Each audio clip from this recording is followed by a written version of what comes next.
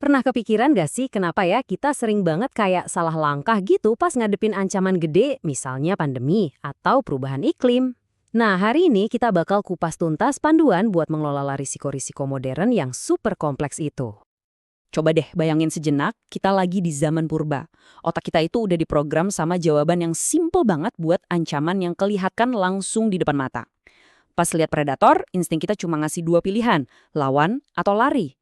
Reaksi ini kan cepet banget, otomatis, dan efektif banget buat bertahan hidup. Nah, ini dia masalahnya. Ancaman zaman sekarang tuh beda banget. Perubahan iklim, pandemi global, krisis keuangan, ini semua risiko yang nggak bisa kita lawan pakai tangan kosong, atau kita hindari dengan lari. Insting purba kita jadi kayak mati kutu gitu loh, pas ngadepin musuh yang nggak kelihatan, geraknya lambat, dan saling nyambung satu sama lain. Jelas, insting doang nggak cukup kan? Makanya kita butuh sesuatu yang jauh lebih canggih. Inilah yang mau kita bahas, tata kelola resiko. Anggap aja ini semacam sistem operasi kolektif kita buat nanganin ancaman-ancaman modern yang rumit secara sistematis. Oke, definisinya mungkin kedengeran agak ribet ya, tapi intinya sebetulnya simple. Jangan bayangin ini cuma tugas pemerintah aja. Ini tuh sebuah ekosistem besar yang isinya ada ilmuwan, industri, organisasi masyarakat, dan ya kita semua. Kita semua kerja bareng dalam satu aturan main buat ngertiin dan ngambil keputusan soal risiko. Jadi, gimana cara kerja sistem ini? Oke, ayo kita buka buku panduannya. Langkah pertama adalah penilaian resiko. Logis kan? Sebelum kita bisa ngapa-ngapain, kita harus benar-benar paham dulu apa sih yang lagi kita hadapin dari semua sudut pandang. Oke, ayo kita bedah bagian ini. Biar dapat gambaran utuh, kita tuh nggak bisa cuma lihat dari satu sisi. Kita butuh dua kacamata. Kacamata pertama itu asesmen risiko. Ini sains murni. Data, probabilitas, fakta-fakta. Kacamata kedua, asesmen kepedulian. Ini soal sisi manusianya. Gimana perasaan kita soal risiko itu, nilai-nilai apa yang dipertaruhkan, seberapa takut atau percaya kita. Dan kuncinya, dua-duanya ini sama pentingnya. Diagram ini ngejelasinnya dengan bagus banget. Coba deh kita ikutin alurnya. Semuanya berawal dari kebutuhan dasar manusia, misalnya butuh energi. Kebutuhan ini bikin kita pilih teknologi, contohnya nuklir. Tentu teknologi ini punya potensi bahaya, kayak kecelakaan, yang bisa berujung ke pelepasan radioaktif, terus paparan, dan akhirnya konsekuensi buruk kayak kanker. Nah, poin pentingnya adalah kita bisa melakukan intervensi di setiap langkah dalam rantai ini, entah buat mencegah atau buat bereaksi. Oke, kita udah paham risikonya. Sekarang kita masuk ke fase yang mungkin lebih susah. Kita harus bikin penilaian. Kita harus mutusin, di mana sih kita mau narik garis batas toleransi kita? Ini pertanyaan yang krusial banget dan harus dijawab oleh setiap masyarakat. Gimana caranya kita mutusin kapan sebuah risiko itu udah keterlaluan? Jawabannya, seperti yang kita lihat tadi, itu nggak cuma ada di data science, tapi juga ada di dalam nilai-nilai yang kita pegang bareng-bareng. Nah, buat ngebantu kita jawab pertanyaan susah itu, ada satu alat bantu yang keren banget, model lampu lalu lintas. Yep, sesimpel itu.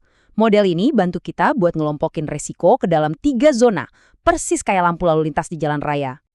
Jadi, begini cara kerjanya. Zona merah ya jelas artinya berhenti. Risikonya nggak bisa ditoleransi, harus dihilangin atau diganti, nggak ada tawar-menawar. Zona hijau artinya silahkan jalan. Risikonya kecil banget, jadi ya udah bisa kita terima. Nah, yang paling menarik itu zona kuning, artinya hati-hati. Ini area abu-abu di mana risiko itu bisa ditoleransi kalau manfaatnya besar, tapi kita wajib terus-terusan nekan risiko itu supaya jadi sekecil mungkin. Sekarang kita sampai di bagian paling praktisnya nih. Setelah kita tahu risiko itu ada di zona merah, kuning, atau hijau, kita butuh strategi buat ngelolanya. Dan kuncinya adalah manajemen risiko itu bukan satu ukuran untuk semua. Kita butuh strategi yang pas buat jenis masalah yang pas juga. Kuncinya apa? Ya dengan ngeliat seberapa banyak sih yang kita tahu soal risiko itu. Apa datanya udah lengkap dan kita paham banget sebab akibatnya? Atau jangan-jangan masih banyak misteri yang belum kita pecahkan? Jadi, ada 3 tantangan utama dalam pengetahuan kita. Pertama, kompleksitas, di mana ada banyak banget faktor yang saling terkait, kayak di sistem keuangan global. Kedua, ketidakpastian, di mana kita benar-benar nggak punya data cukup buat prediksi masa depan, misalnya efek jangka panjang dari mikroplastik. Dan ketiga, ambiguitas, di mana datanya sih ada, tapi orang-orang punya interpretasi dan nilai yang beda-beda soal artinya, contohnya perdebatan soal GMO. Nah, karena tantangannya beda-beda, ada yang kompleks, nggak pasti, atau ambigu, kita jelas nggak bisa cuma pakai satu jurus aja kan? Kita butuh 4 pendekatan manajemen yang beda buat ngadepinnya. Nah, disinilah semuanya nyambung dalam satu kerangka kerja yang brilian. Coba kita lihat. Kalau risikonya sederhana, kayak standar keamanan jembatan, ya kita pakai aja manajemen rutin. Kalau risikonya kompleks, kayak ngelola jaringan listrik nasional, kita butuh para ahli buat bangun sistem yang kokoh dan tahan banting. Buat risiko yang tidak pasti, kayak ngadepin varian virus baru, kita harus super hati-hati dan bangun ketahanan biar bisa cepat adaptasi sama kejutan. Dan terakhir, kalau risikonya ambiguitas, kayak perdebatan etis soal AI, satu-satunya jalan ya wacana. Kita harus dudukin semua pihak buat dialog dan cari jalan tengah. Terus siapa yang ngejalanin ini semua? Poin terakhir yang penting banget buat diingat adalah seluruh proses ini tuh upaya kolaboratif. Ini bukan pertunjukan satu orang, dan jelas bukan keputusan yang turun dari atas gitu aja. Tata kelola risiko yang efektif itu butuh kerjasama tim dari 4 pemain utama.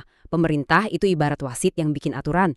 Industri itu pemain yang berinovasi. Komunitas ilmiah itu penyedia data dan analisis. Dan masyarakat sipil itu supporternya yang nyuarain kepedulian. Tanpa kerjasama mereka semua, sistem ini nggak akan pernah berhasil atau dianggap sah. Kutipan ini benar-benar ngerangkum semuanya deh. Ini soal totalitas. Seluruh aktor, aturan, dan proses yang kerja bareng sebagai pemandu kita buat ngelewatin dunia yang penuh ketidakpastian ini. Pada akhirnya, mungkin resiko terbesar itu bukan ancamannya sendiri, tapi kegagalan kita buat ngebuka dan ngegunain buku panduan yang tepat untuk mengelolanya. Jadi, saya mau ninggalin kalian dengan pertanyaan ini. Untuk berbagai ancaman besar yang kita hadapi hari ini, dari AI sampai krisis iklim, strategi mana dari 4 yang tadi kita bahas yang paling mendesak untuk kita terapkan?